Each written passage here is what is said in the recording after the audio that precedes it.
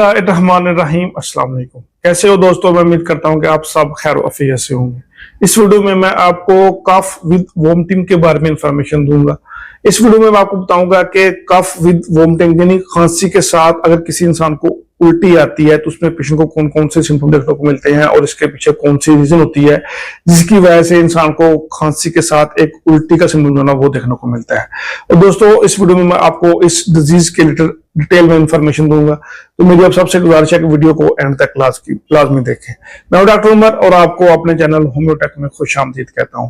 दोस्तों अगर किसी की कोई क्वेरी है या फिर अगर किसी ने कोई ट्रीटमेंट करवाना है तो वो नीचे मेरी ईमेल के ऊपर अपनी अलामत बताकर या फिर अपनी रिपोर्ट सेंड करके अपना ट्रीटमेंट करवा सकता है। दोस्तों मैं आपको कफ के बारे में इंफॉर्मेशन दूंगा, उसके बाद मैं आपको कफ विद वोमिटिंग के बारे में इंफॉर्मेशन दूंगा, उसके बाद मैं आपको इसकी रीजन के बारे में बताऊंगा और उसके बाद मैं आपको इसकी कुछ अलामत के बारे में बताऊंगा और लास्ट में मैं आपको होम्योपैथिक मेडिसिन बताऊंगा जो कि कफ विद वोमिटिंग के केस में पेशेंट को बहुत ही अच्छे तरीके से कवर अप करती हैं। इन दोस्तों सबसे पहले मैं आपको कफ के बारे में इंफॉर्मेशन देता हूँ। दोस्तों कफ जिसे हम खांसी भी कहते हैं ये एक साइन होता है। इन दोस्तों ये एक डिजीज नहीं होती, ये एक साइन होता है दोस्तों जो जिस्म के कुदरती दफाई निजाम का एक हिस्सा है। इन दोस्तों ये एक ऐसा साइन है जो कि जिस्म के कुदरती दफाई निजाम का एक पार्ट होता है। दोस्तों ये सांस की नाली से बलगम, जरासीम या फिर गैर जरूरी मवाद जैसे टॉक्सिन वगैरह को जिस्म से निकालने का एक अमल होता है। इन दोस्तों जो कफ होता है ये एक साइन होता है, ये एक डिजीज नहीं होती। दोस्तों इस कफ के जरिए हमारी जो सांस की नाली होती है इसके जरिए से बलगम, जरासीम या फिर गैर जरूरी मादे जिसे हम टॉक्सिन कहते हैं उसको जिस्म से निकालने का ये एक अमल होता है। दोस्तों जो कफ होता है ये खुद एक डिजीज नहीं होती बल्कि ये मुख्तलिफ डिजीज की कुछ अलामत जो है ना वो हो सकती है। इन दोस्तों इस कंडीशन को हम कफ कहते हैं। अब मैं दोस्तों आपको कफ विद वोमिटिंग के बारे में इंफॉर्मेशन देता हूं। नहीं दोस्तों ऐसे ये एक ऐसी कंडीशन होती है जिसमें इंसान को इतनी शदीद खांसी होती है कि उसके साथ साथ एक वोमिटिंग जो ना वो भी देखने को मिलती है। यानी दोस्तों ये खांसी इतनी शदीद होती है कि जिसमें इंसान को चेस्ट और जो पेट के मसल्स होते हैं उनमें एक संगड़ाव की कैफियत जो ना वो देखने को मिलती है और इतनी शदीद जो कफ होती है उसकी वजह से बाज़ का मरीज जो है ना वो वोमिटिंग कर देता है, तो इस कंडीशन को कफ विद वोमिटिंग कहते हैं। इन दोस्तों इसमें जो पेशेंट होता है उसको बहुत शदीद किस्म की एक्यूट जो है ना वो कफ देखने को मिलती है। और दोस्तों जब पेशेंट बहुत ज्यादा कफ करता है तो जो चेस्ट के और जो पेट के मसल्स होते हैं उनमें एक संगड़ाव की कैफियत जो है ना वो देखने को मिलती है।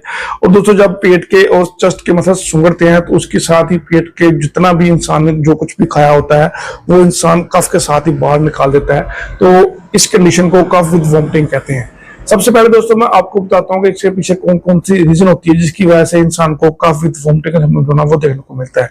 सबसे पहले दोस्तों मोस्ट इंपोर्टेंट रीजन होती है वो होती है अक्यूट कफ, यानी इसमें पेशेंट को बहुत शदीद किस्म की कफ जो है ना वो देखने को मिलती है और इसमें पेशेंट बहुत लंबा जो है ना वो खांसता है, यानी इंसान की खांसी जो है ना वो बहुत लंबी होती है और इसमें पेशेंट को खांसी के फिट्स जो है ना वो भी देखने को मिलते हैं, यानी खांसी के झटके जो है ना वो भी देखने को मिलते हैं। और इसमें पेशेंट को जब कफ करता है, जब वोमिटिंग करता है तो उसमें एक म्यूकस जो है ना जमा हुआ वो भी आपको देखने को मिलता है। ये जो रीजन होती है पेशेंट को वो देखने को मिलती है। और इसके साथ पेशेंट को नेक्स्ट रीजन होती है वो होती है वायरल इन्फेक्शन, यानी अगर किसी इंसान को बहुत शदीद किस्म का वायरल इन्फेक्शन हुआ है तो उसके साथ पेशेंट को एक कफ जो है ना देखने को मिलती है और इसके साथ भी पेशेंट को एक वोमिटिंग जो है ना वो देखने को मिल सकती है।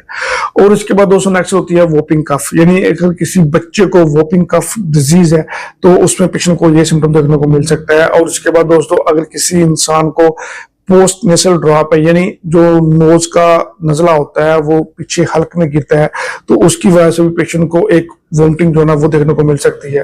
और उसके बाद दोस्तों नेक्स्ट होती है वो होती है गैस्ट्रोएसोफेगस रिफ्लक्स डिजीज, जिसमें जो स्टमक का एसिड होता है वो ऊपर जो खुराक वाली नाली की तरफ रिफ्लेक्ट करता है तो उसमें पेशेंट को एक वोमिटिंग सिम्टम जो है वो देखने को मिल सकता है। और इसके बाद दोस्तों नेक्स्ट होती है वो होती है अस्थमा।